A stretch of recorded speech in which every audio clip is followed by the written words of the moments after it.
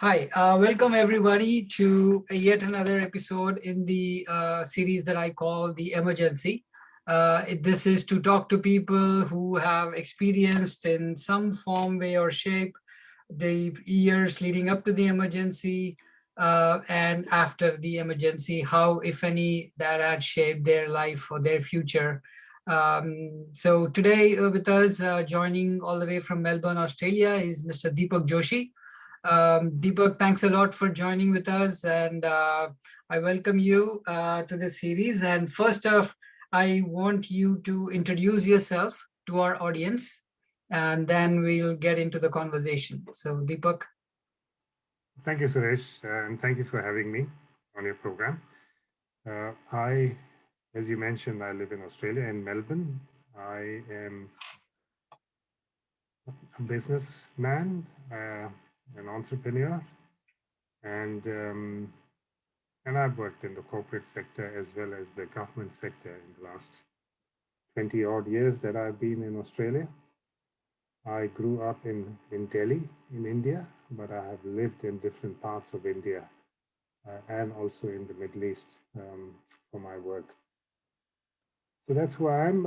In terms of my community work, I'm also co-founder of the Humanism Project, which is a human rights and advocacy organization, social.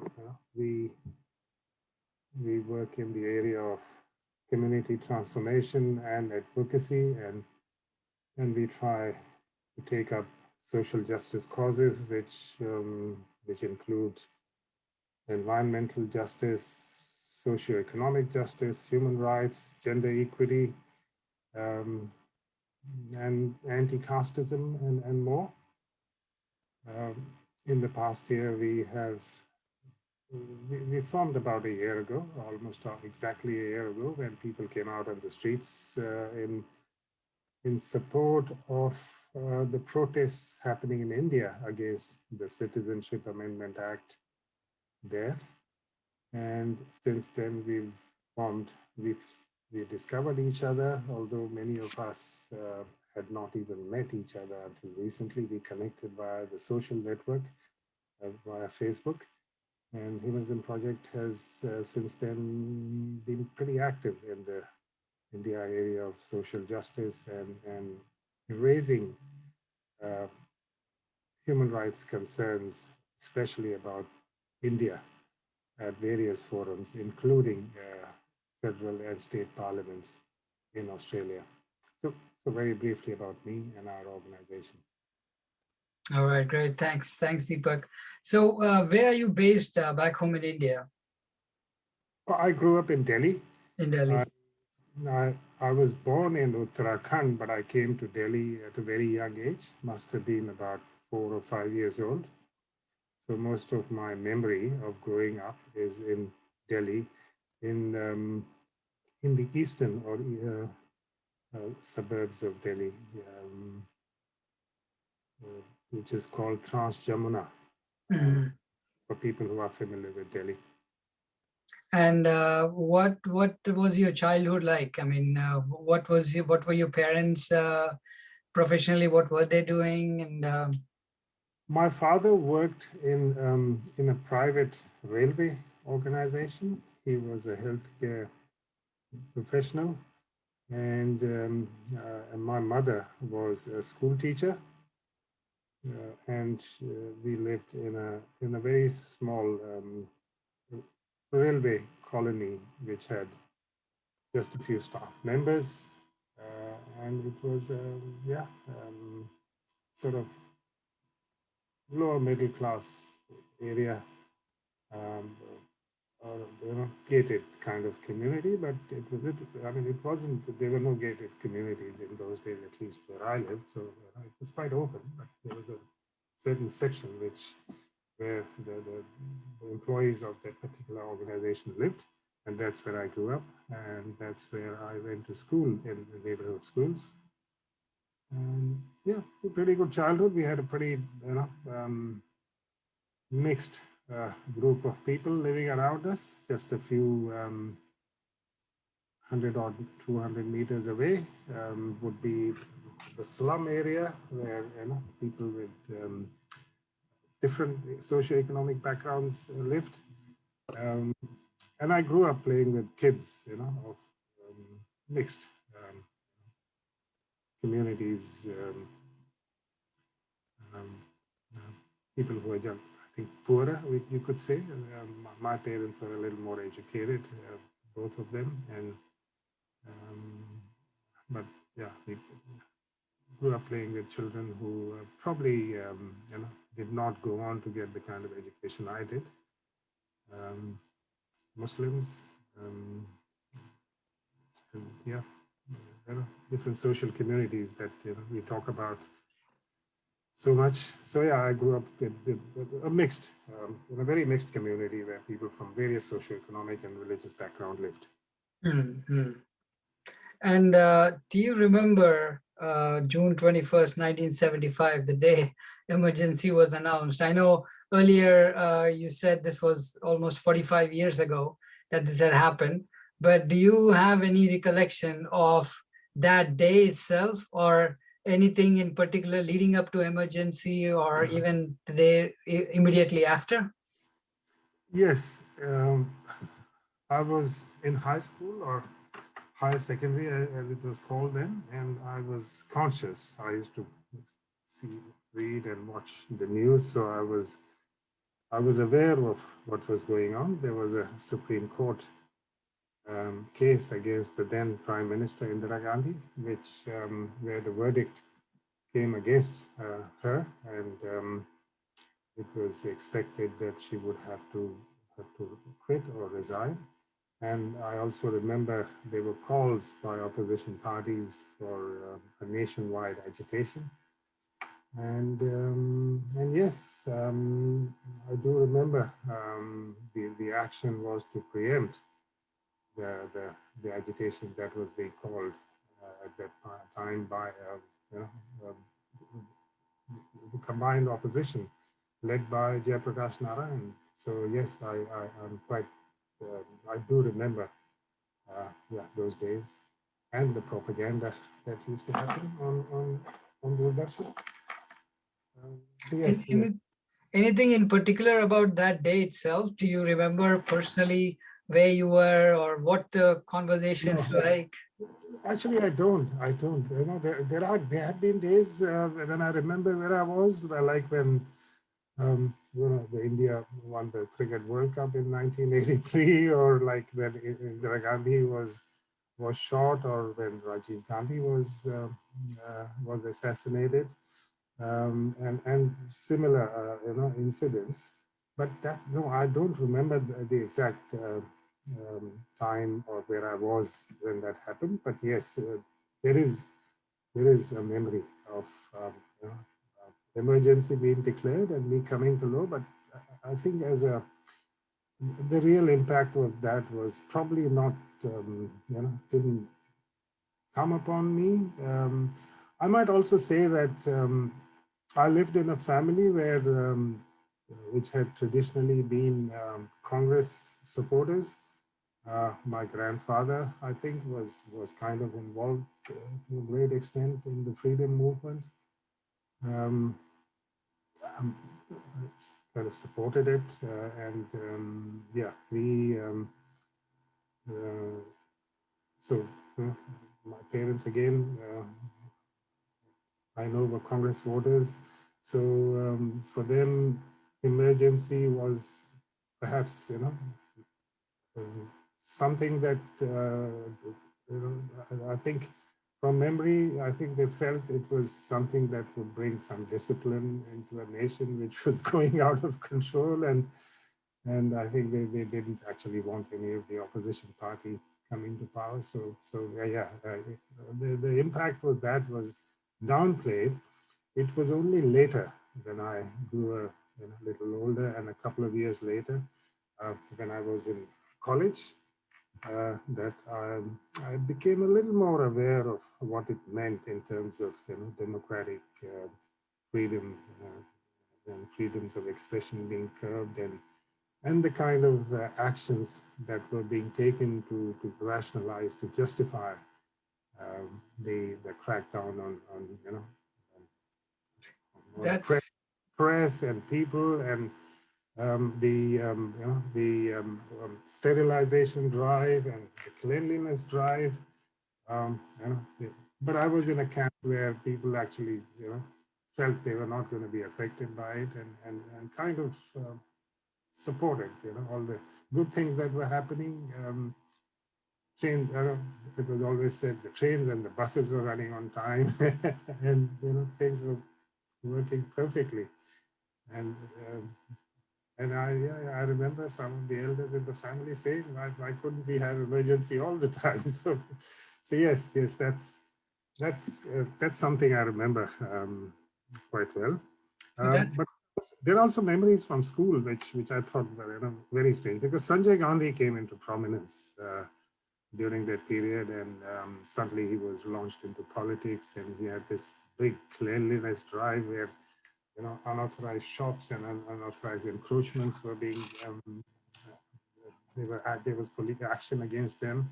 They were being cleared up, and they were there was a loud uproar. And I remember places like Turkman Gate in Delhi.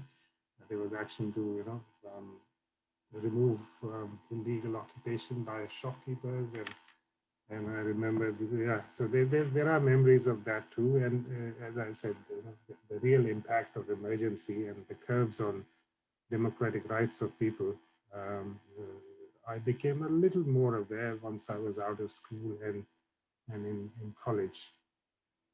That's quite interesting. You said a couple of things which really I wouldn't say entirely surprising, but nevertheless very interesting. One, the fact that your parents seem to have approved or were in agreement with the Congress government, given the staunch supporters they were.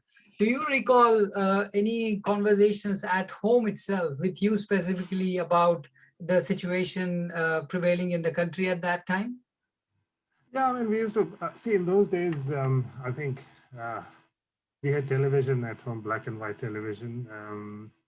And I mean, people from the neighborhood would also come and watch, TV at home. And I mean, we probably had the only TV for, within a few hundred yards around our home. So some of our neighbors would come and watch, especially sometimes they would watch the news, but they would generally be there on weekends to watch the movie that we would be shown, or there was to be a program called Chitrahar, so which played Hindi movie songs, and and then they would watch the news, and there would be some discussion on what is going on, and of course it was all propaganda. So how great things were, how things were running on time, and what Indira Gandhi said, and what Mr. Sanjay Gandhi did.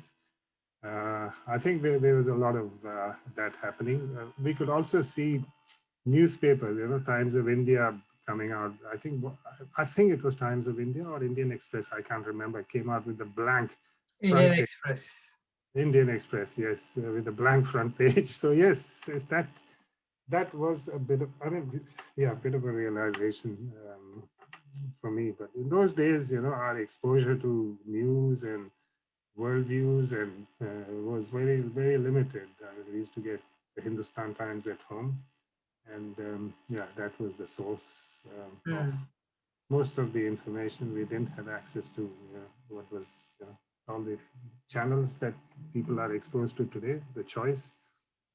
So watching TV, we would only hear the propaganda that the machinery put out. Right. Well, And was there any discussion at school?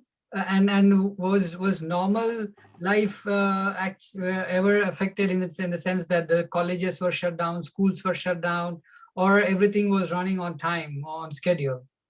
from what I remember, everything was running on time. In fact, glad you asked, because it reminded me that we were expected to write essays on how great emergency was, and Oh, really? I remember writing some essay just extolling the virtues of emergency, how everything was wonderful, and how things were running on time, and how the government's sterilization drive will help keep India's population in check. And so yes, and people like me, not something I'm very proud of, but wholeheartedly participated, because getting was important. I think for us, I mean, I was like 16 or 17 years of age, but yeah, still very impressionable, I thought, for that age. This generation is a little more, has a lot more critical thinking than I had in those days. But yes, but then I think very soon I became conscious on how democratic freedoms were being curbed, and it did not come as a surprise to me when Indira Gandhi lost, when the elections were called. Um, although I think in my heart, I knew that people who would come replace the Congress government would probably be clueless. But yeah, they had a few, people who had defected from the Congress, like Morarji Desai, etc. But yeah, they kind of let people down. I thought at that time, I think I did feel that it was an opportunity to have an alternative.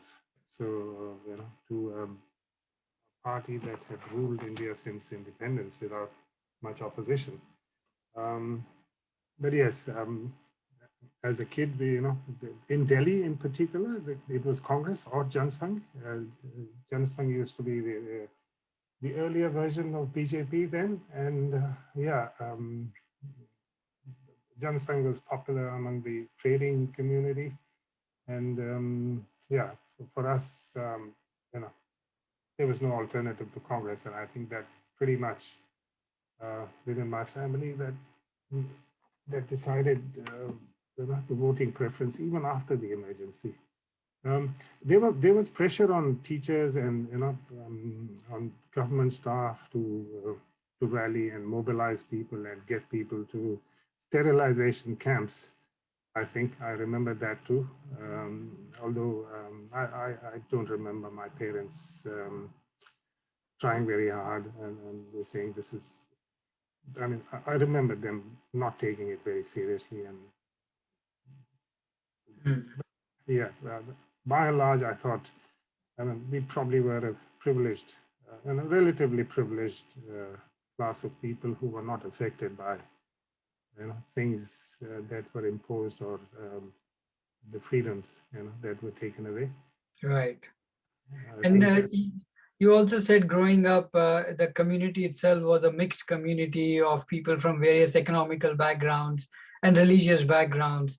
Do you remember anyone else in the neighborhood getting affected in any way? I didn't. I don't have first-hand knowledge of someone being affected, but we used to hear stories about how people were forcefully sterilized, and how people were, arrested for saying something funny about, Congress or about Indira Gandhi on a bus or on the streets. But yes, I did not personally see or experience. I don't think any other member of my family did. Delhi was pretty safe and running like a fine oiled machinery. So I think to a great extent, things were pretty rosy for us during that period. But yes, as I said, And your parents were also working pretty much every day. yes, they were working. They were fine. They were quite they were quite okay with what was happening. Right.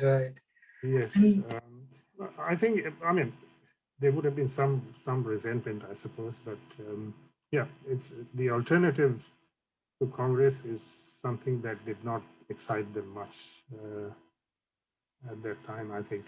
So yeah. And years later, you said maybe a couple of years after or so, you did realize what emergency meant, and Yes. it dawned upon you that this was probably not the right thing to be done in a democratic country. Did Yes. you talk to your parents at that time? Did you confront them, or what was going through your mind at that stage? I so in 1976 from school I went to college. I started and suddenly I was talking to a different set of people. We were talking more freely. We were not being indoctrinated like in school to write essays. And I was in a technical college, so at least social sciences we were not studying. So yes, people spoke more freely about what was going on, and suddenly got exposed to debating societies and a whole lot of other group of people who spoke more about what was going on, school students unions, etc. So I kind of became more conscious of what it meant actually for a democratic country to, to have emergency imposed just because someone wanted to cling to power. Uh, but then again, there were two camps. There was a camp that felt that the Supreme Court and the judge was biased, and yeah, the other camp, of course, felt that what was being done and the way it was being was hijacked by Indira Gandhi and her family and her son in particular, Sanjay Gandhi, who and the stories started floating around about what Sanjay Gandhi used to do. His habits, his womanizing, and things like that. So I think, yeah, uh,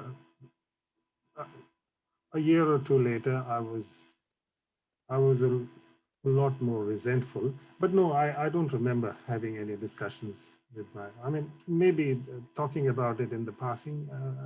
As a family was quite open to alternative thought. So it wasn't a family where you're not allowed to speak freely. Mm. There was always this discussion: what is happening is not right. But look at how well the trains are running. How uh, whatever good buses are running on time. How everybody is so disciplined. So yes, that's how I see. living in a privileged society which is not affected by these Right, right. yeah lack of democratic freedoms. Mm. And the one last question on your for with regards to your parents, do they still maintain their stance that even after all these years, did they ever reflect back on the times of emergency, or that never popped up? Oh, I think I remember when the emergency was lifted. I think I remember my father saying, she's made a mistake. I think she's been given the wrong advice. I think she's going to lose. So yeah, and then of course the way the next government, the Janata government, the way they carried themselves, it didn't last long. So I think in hindsight, everyone thought, well, yeah, well, good riddance. And Yeah, she was in power with again within a couple of years. Uh, so yeah, things were back to same old within a few years after the Janata government came to power. right.